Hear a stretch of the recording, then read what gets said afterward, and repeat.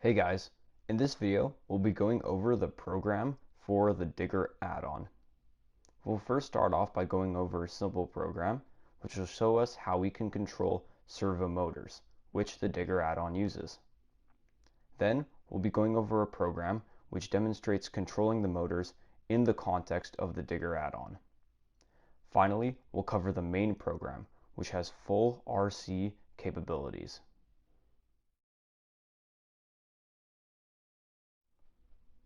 So first we'll be going over this simple program which can show us how we can control servo motors with our Stackr.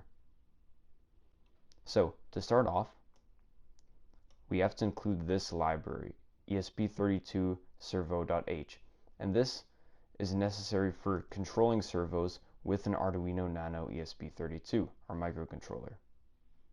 Then we declare servo1 and servo2, which are both of the servo class, which come from the library that we declared. Then in setup, we have these lines here, and these essentially set the timers on our microcontroller such that we can send accurate pulse width modulated signals to our servos. Don't worry too much about these lines, just make sure you include them. Then here is the actual initialization of our servos. We initialize servo 1 and servo 2. The first line here, we use this method set period hertz, and this simply allows us to determine what frequency is the signal that we want to send to our servos. So in our case, we want to send 50 hertz. Then we choose what pin we want to send our signals to. In the case of the Stackr, the connectors on the back of it, which are meant for the servos, are connected to pins D10 and D9. So we use dot attach D10, D9 for our two servos. And then next we set the angles of both our servos to be 90 degrees. And we do that with this method dot right, which is a method of our servo class. And this method allows us to set the angle of our servos anywhere from 0 to 180 degrees. So to start, we just set both of them to 90. Then in the main loop, it's a very simple program. We first, once again, use that dot right method, and we set our first servo to have an angle of 0. Then we use the delay function. We wait a second. Then we set the first servo to an angle of 90 degrees, delay a second, then to 180, and delay a second. Then we set our second servo to an angle 0 degrees, delay a second, then to 90, delay a second, then to 180, and delay a second. And this will just keep on repeating. So overall, to control servos, it's actually very simple. We just have to have this necessary setup here in the top part of our program. And then to set and control the angles of our servos, we just use the dot right method and give an angle from 0 to 180. So now let's see our simple servo program in action. Here we have a Stackr, and we can see that we have two servos connected to it with this connector on the back. Make sure, of course, when you connect your servos to the Stackr, that you connect them such that the brown wire and the red wire and the orange wire are aligned like so. The brown wire corresponds to ground, the red wire corresponds to power, and the yellow wire corresponds to the signal that we send to the servos. So if we turn the Stackr on,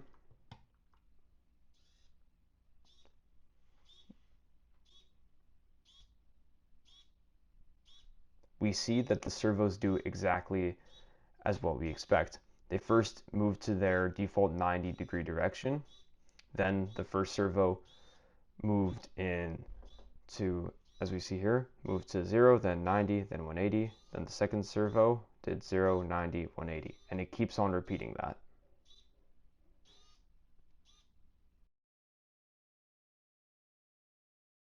So now we'll be going over a program which will allow us to see the servos in the context of the Digger add-on. So looking at the program, we see that the initialization and setup is pretty much the same as the previous program we just covered. We have a couple extra variables, which we'll go over in a second. However, we can see that the main loop is different, and we do obviously a couple things different. So when we're moving the digger add-on, one thing we have to keep in mind is that we don't necessarily want to set the servos immediately to one angle or another. This might cause the motion of the digger to be too choppy, or might cause a situation where we try to do something that's out of the limits of the arm of the digger. So what we do here instead is we have this variable angle1, which we declare up here to have a default value of 90. And for every iteration of the loop, we increment this variable by 1, and then we set the angle of our first servo to angle 1. So first it'll be 90, then 91, then 92, and so on. So we continuously increase the angle of the servo until it reaches 135, and this should give us a smoother motion of the arm of the digger. Then, once we get there, we set this variable control mode equal to 1, which we declare up here. The default value is 0. And this variable is simply just for controlling what stage of our cycle we want to be at. So this first stage is moving or increasing the angle of our first servo. Then the second stage is, instead of increasing the angle of the first servo, we're decreasing it. And we continuously decrease it until the angle reaches 45. Then the next two stages of our cycle are essentially the same thing, except we're operating with the second servo. So first we increase the angle of the second servo to 135, and then we continuously decrease it until it reaches 45. And then this last section, this one's pretty cool, because now we're incrementing the angle of both servos at the same time. And this will show some pretty cool motions that we could get with the digger add-on. It adds more variety to what we could do with it. And then after the cycle, we set this control mode variable back to 0, such that it will allow us to go to the beginning of the cycle, and it will continuously repeat. So now let's test out this program. Here I have a stacker with the digger add-on, and the program that we just went over has been loaded onto the microcontroller. So if I turn the stacker on,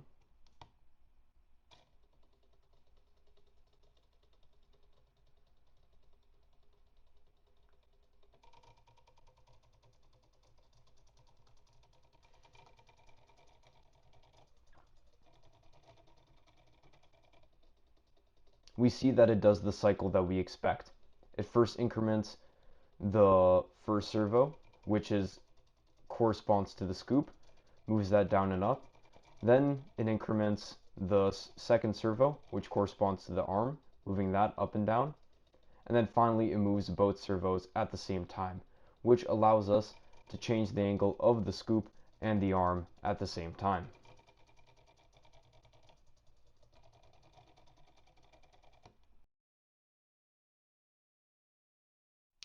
So next we'll be going over the main program for the digger add-on. What this program will allow us to do is use an RC controller to control both the movement of the stacker as well as the scoop and arm of the digger. And what you'll notice as we go through this program is a lot of it is very similar to the program that we covered in the RC controller video. So if you want, you could also refer to that. However, of course, there are some differences. So to start off, we include the headers for the necessary libraries. Then we define the pins that we'll be using for our motors. Then we define the pins that are connected to the channels on our RC receiver. Then we initialize the R2 servo objects, as well as our two motor objects. Then this is the section where we declare our global variables. As you can see, we have once again these two angle variables, which we'll use to increment the motors. And these variables here will be used to store the values that we read from our RC receiver, which are sent from the controller. In this program, we'll be reading the values sent from both the horizontal and vertical direction from our joystick, as well as the top, left, and bottom buttons on our RC controller. We also have this control mode variable, which will allow us to set the mode that our controller is in and essentially define what function we want our joystick to do. We'll go over that more in a bit. This is a function that we defined, and essentially it will take a value which is sent from our RC controller, and it will determine whether this value is within the valid range. So of course we expect the length of our signal to be between 999 and 2000 microseconds. So if it's within this range, then we should consider the value, but if not, we should ignore it. So whenever you see this function, this is what we're doing with it.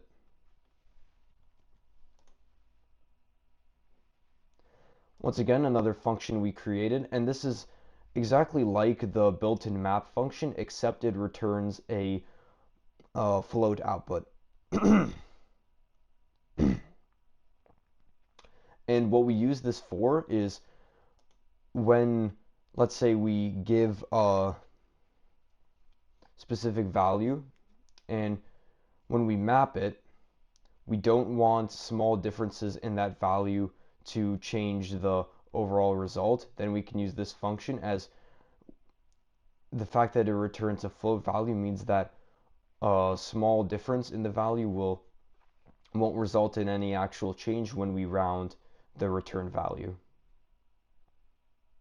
Then going into setup, this first part, again, this is what we covered before. It's just the necessary setup for the servos. This is setting up the pins that will be taking input from our RC receiver, and then we'll just break both motors. Now we get into the main loop. This first section is where we actually read the values that our RC controller sends, again for all 5 of those inputs that we talked about earlier. And then this section here, we're essentially detecting if the current value that we read for any of the buttons is different from the previous value that the buttons have sent by a large enough margin. And if it is, that means that we can tell if the button has been pressed or not. And let's say if the top button has been pressed, that means we'll change this control mode variable to 1. If the left button has been pressed, we'll change the control mode variable to 2. And if the bottom button has been pressed, we'll change it to 3. And we'll see later in the program that depending on the control mode, that'll determine how we use the values that the joystick of the controller sends. This section, this is essentially setting the new previous value to the current value that we read in this iteration of the loop. And now, if the control mode is 1, meaning that the top button has been pressed, then that means that we want to use our joystick to control the motors on our stacker and to move it around. So this specific piece of code, we've actually gone over it in that RC controller video, but essentially it's just taking the horizontal and vertical values of our RC controller and using that to set the speeds of our 2 motors. Now if we press the left button, that will set our control mode to 2, and then that means we'll be taking the vertical value of our joystick and we'll be mapping that to a value in between -5 and 5, and that is how much we'll be incrementing our servo by. We see here again we're using that angle 1 variable, and we're setting that to the angle of our servo. We also make sure that we can't increment the angle above or below 180 and 0, and we use that constraint function, which we learned. And finally, for this bottom section, if control mode is 3, meaning the bottom button has been pressed, we do pretty much the same thing, except we'll be modifying our second servo. So the first servo should be responsible for changing the angle of our scoop, and the second servo should be responsible for changing the angle of our arm. So now let's test out the main program of our digger add-on. We can see I have the RC controller, I have the digger add-on, the adapter, the RC receiver, everything that we need. So if I turn both the Stackr and the RC controller on, and if I start moving around the joystick,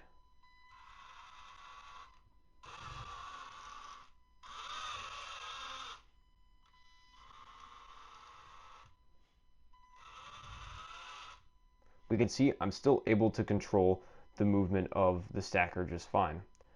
However, if I press the left button, now I'm able to control the angle of our scoop. If I move it up, scoop moves down, move the joystick, it moves back up. And now if I press the bottom button,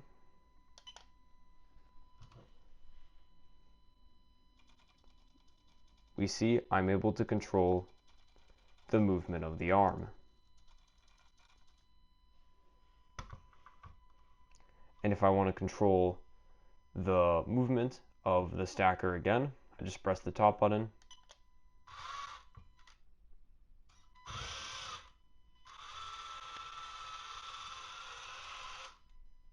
We can see I'm able to do that just fine. That concludes our lesson on the program for the digger add-on. Thank you for watching.